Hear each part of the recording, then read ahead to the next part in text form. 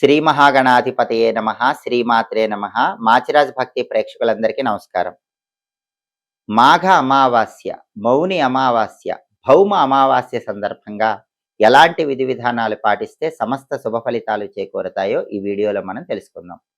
మాఘమాసంలో వచ్చే అమావాస్య తిథిని మౌని అమావాస్య అనే పేరుతో పిలుస్తారు.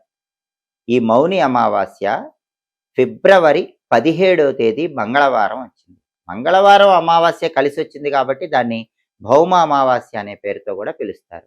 ఈ మాఘ అమావాస్యని మౌని అమావాస్య అని ఎందుకంటారంటే ఆ రోజు మౌనం ఉంటే చాలా మంచిది. మౌన వ్రతం పాటిస్తే చాలా మంచిది. సాధ్యమైనంత వరకు మౌనంగా ఉండటం ద్వారా అద్భుత ప్రయోజనాలు పొందే రోజు కాబట్టి దీన్ని మౌని అమావాస్య అంటారు. ఆ రోజు గంగా స్నానం చేస్తే చాలా మంచిది. గంగా స్నానం చేయటం వీలు కాకపోతే గంగా జలం కొద్దిగా నీళ్ళలో కలుపుకొని ఆ నీళ్ళతో స్నానం చేస్తూ గంగా గంగా అని మనసులో స్మరించుకోండి. అలాగే ఫిబ్రవరి 17 మౌని అమావాస్య రోజు మూగజీవాలకు ఆహారం అందించండి. జంతువులకు కానీ పక్షులకు కానీ ఆహారం అందించడం ద్వారా కూడా గ్రహ దోషాలు తొలగిపోతాయి.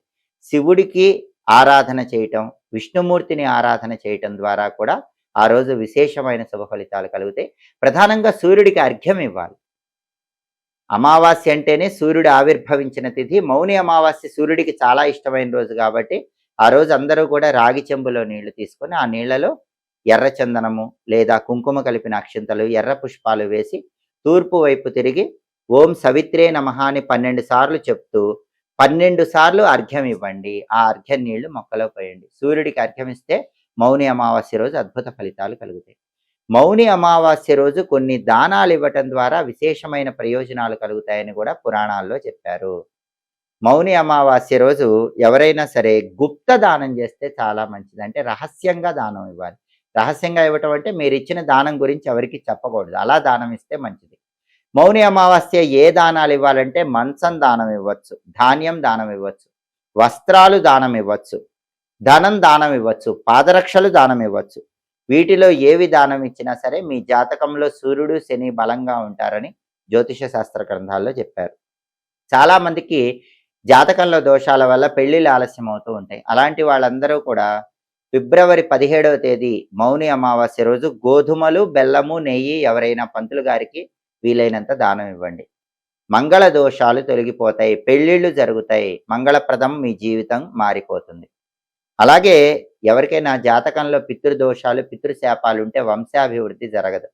పితృదోషాలు, పితృశాపాలు తొలగింపజేసుకొని వంశాభివృద్ధి జరగాలంటే మౌని అమావాస్య రోజు నల్ల నువ్వులైనా దానం ఇవ్వండి, లేదా ఎక్కడైనా గుళ్ళో దర్భాసనం దానం ఇవ్వండి. దర్భాసనం అంటే దర్భచాప. దర్భచాప పంతులు గారికి దానం ఇచ్చినా కూడా వంశం బాగుంటుంది, 7 తరాలు నిలబడుతుంది, వంశదోషాలు తొలగిపోతాయి. అలాగే అన్నదానం ఎక్కడైనా జరుగుతుంటే మౌని అమావాస్య రోజు మీ శక్తి మేర ఉప్పు అన్నదాన నిమిత్తమై దానం ఇవ్వండి. మౌని అమావాస్య రోజు లవణ దానానికి కూడా చాలా శక్తి ఉంది. ఎక్కడైనా పెద్ద స్థాయిలో అన్నదానం జరుగుతూ ఉంటే మీ శక్తి మేర ఉప్పు దానం ఇచ్చినట్లయితే మీకున్న నరదృష్టి, శత్రుబాధలు తొలగిపోవడంతో పాటు ధనలాభం కూడా తొందరలోనే చేకూరుతుంది. మౌని అమావాస్య రోజు ఎవరైనా అనారోగ్యాలు ఉన్న వాళ్ళకి ధనం ఇస్తే 7 తరాల వరకు వంశంలో ఎవరికి అనారోగ్యాలు ఉండవు, వంశము ఉద్ధరించబడుతుంది. కాబట్టి దగ్గరలో ఏదైనా హాస్పిటల్ ఉంటే మౌని అమావాస్య రోజు ఆ హాస్పిటల్కి వెళ్ళి హాస్పిటల్లో అనారోగ్యంలో ఉన్న వాళ్ళకి మీకు వీలైనంత ధనం ఇవ్వండి. 7 తరాల వరకు శుభ ఫలితాలు కలుగుతాయి. అలాగే మౌని అమావాస్య సందర్భంగా పెరుగు దానం ఇస్తే జాతక దోషాలు తొలగిపోయి ధనలాభం కలుగుతుంది. గుమ్మడికాయ దానం కూడా చాలా గొప్పది. ఏ గుమ్మడికాయ అయినా మౌని అమావాస్య రోజు దానం ఇవ్వండి. మామూలు గుమ్మడికాయ కానీ, బూడిద గుమ్మడికాయ కానీ మౌని అమావాస్య రోజు దానం ఇస్తే ఆ గుమ్మడికాయ ఎంత బరువు ఉంటుందో అంత బరువున్న బంగారం దానం చేసిన ఫలితం కలుగుతుందని పురాణాలు, జ్యోతిష శాస్త్ర గ్రంథాలు చెప్తున్నాయి. అన్ని దానాల కంటే బంగారం దానం చాలా గొప్పది. భయంకరమైన పాపాలు పోగొట్టే శక్తి బంగారం దానానికి ఉంటుంది. కానీ బంగారం అందరం ఇచ్చుకోలేం కాబట్టి బంగారంతో సమానమైన దానం మౌని అమావాస్య రోజు గుమ్మడికాయ దానం.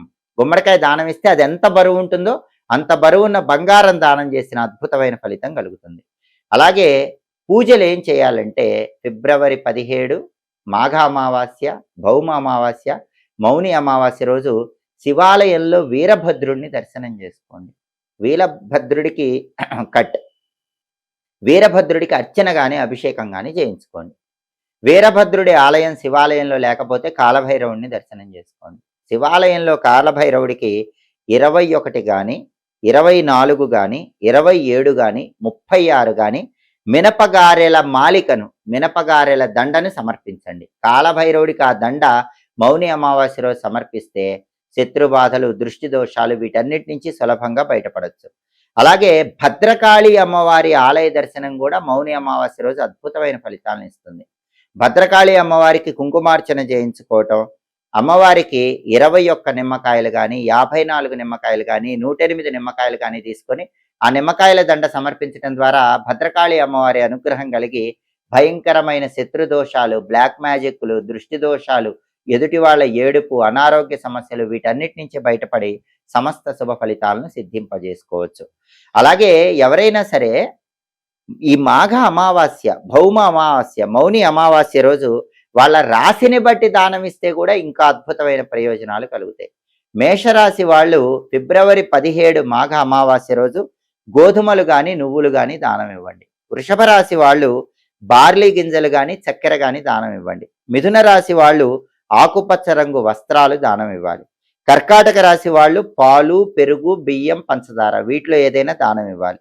సింహరాశి వాళ్ళు సూర్యుడికి జలం సమర్పించాలి. అంటే సూర్యుడికి అర్ఘ్యం ఇస్తేనే చాలు, దానం ఇచ్చిన ఫలితం కలుగుతుంది. కన్యారాశి వాళ్ళు మూగ జీవాలకు ఆహారం అందించాలి.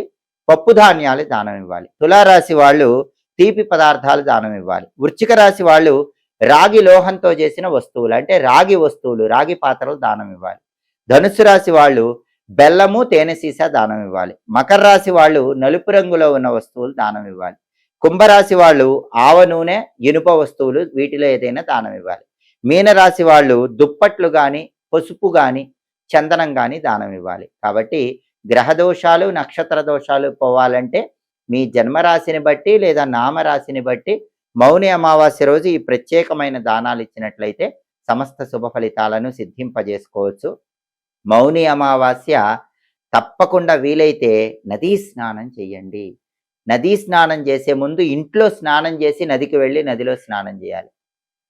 ఇంట్లో స్నానం చేసి శుచిగా ఉన్నటువంటి వస్త్రాలు ధరించి నదికి వెళ్ళి స్నానం చేయాలి. నదిలో అభ్యంగన స్నానం చేయకూడదు. అంటే ఒంటికి తలకి నువ్వుల నూనె రాసుకొని షాంపూలు, కుంకుడుకాయలు పెట్టి నదిలో స్నానం చేయకూడదు.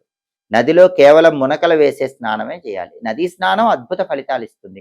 నదిలోనే సూర్యుడికి అర్ఘ్యం ఇస్తే చాలా మంచిది. అవన్నీ కుదరకపోతే గంగాజల నీళ్లలో కలుపుకొని ఆ నీళ్లతో స్నానం చేసిన మౌని అమావాస్య రోజు అద్భుతమైన ప్రయోజనాలు చేకూడతాయి. ఫిబ్రవరి 17 చాలా శక్తివంతమైన రోజు. మాఘ అమావాస్య, మౌని అమావాస్య మంగళవారంతో కలిసి వచ్చిన భౌమ అమావాస్య. ఇన్ని ప్రత్యేకతలు ఉన్నాయి కాబట్టి దానాలు ఇవ్వండి. ప్రత్యేకమైన దానాల వల్ల ప్రత్యేకమైన ప్రయోజనాలు పొందండి. ప్రత్యేకమైన పూజలు చేయండి. సమస్త శుభ ఫలితాలను సిద్ధింపజేసుకోండి. ఎప్పటికప్పుడు పండుగల సందర్భంగా పాటించాల్సిన ముఖ్యమైన విధి విధానాలు, ప్రత్యేకమైన రోజుల సందర్భంగా పాటించాల్సిన ముఖ్యమైన విధి విధానాలు తెలుసుకోవాలంటే మాచిరాజ్ భక్తి ఛానల్ తప్పకుండా చూడండి. మా వీడియోస్ మీకు నచ్చినట్లయితే మా ఛానల్ లైక్ చేయండి, కామెంట్ చేయండి. మా ఛానల్ వీడియోస్ 10 మంది మిత్రులకు షేర్ చేయండి. మా ఛానల్ సబ్స్క్రైబ్ చేసుకోండి. పక్కనున్న బెల్ సింబల్ నొక్కటం మాత్రం మర్చిపోకండి. సర్వే జనాః సుఖినో భవంతు. స్వస్తి.